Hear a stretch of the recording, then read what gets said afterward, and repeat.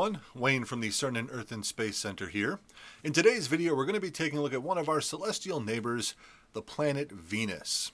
It's very bright in the sky, it's very easy to spot, but you will have to wake up a little bit early to do so. So we'll start by taking a look at where you can find it in the sky and around what time, and then we'll fly out and take a closer look for ourselves. So let's jump right in. So here we are standing in front of the CERN and Earth and Space Center at Triton College in River Grove, Illinois. Instead of our usual couple hours after sunset, this time we're looking at the sky just about 45 minutes before sunrise, so we can see that bit of a glow along the horizon coming up. We're looking towards the west, towards the CERN and Earth and Space Center. We can see Orion over here, just about to set on the horizon. And if we turn around so that we're facing the other way, see a couple bright stars. We'll see the nice bright glow of sunrise coming up, and just ahead of that is a very bright object. It's one of the brightest objects you'll see in the sky, except for the sun and the full moon, and that is the planet Venus. Now, Venus is the second planet from the sun. It's one of our closest neighbors, and it's a very interesting planet to take a look at. If you look at it through a telescope, sometimes you can see some interesting features that it has.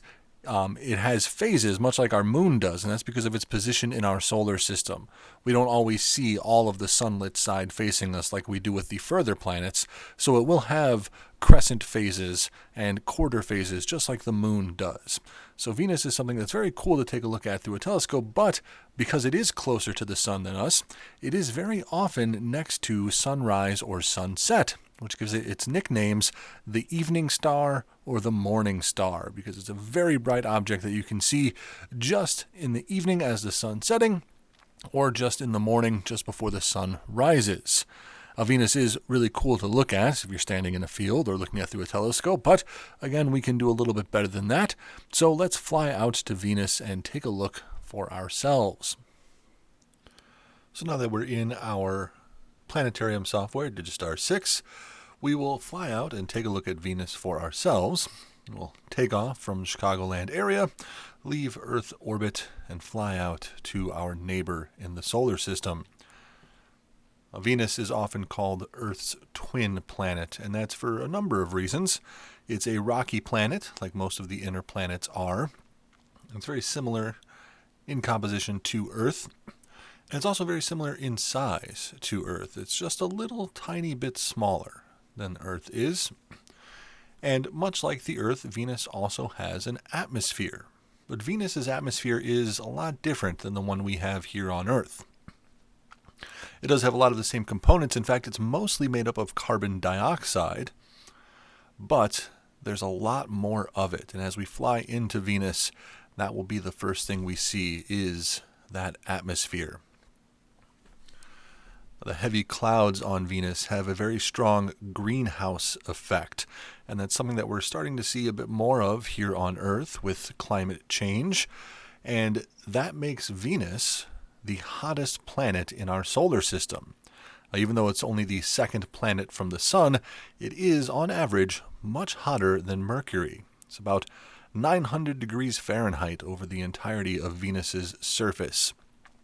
Now, those clouds that make up its atmosphere are what makes Venus so bright. It reflects a lot of the sunlight back to us, but they also trap in any heat that gets through them, and that's what makes it so hot on the surface. And if we were to get rid of those clouds, then we would see the surface of the planet Venus, and it looks charred and cratered and not at all hospitable, and it really isn't. There have been many robotic missions to learn a bit more about Venus, and probably the most successful of those were several of the Soviet-era Venera missions. They sent many probes and landers to Venus, and they didn't really last too long because it is such an inhospitable place, but several of them made it down to the surface, and some of them even got some pictures of the surface of Venus, and it looks just about as terrible from the inside as it does from the outside. So Venus, although it is very similar to Earth in many respects, it's not somewhere we can just pack up and move there. It's very, very inhospitable to humankind.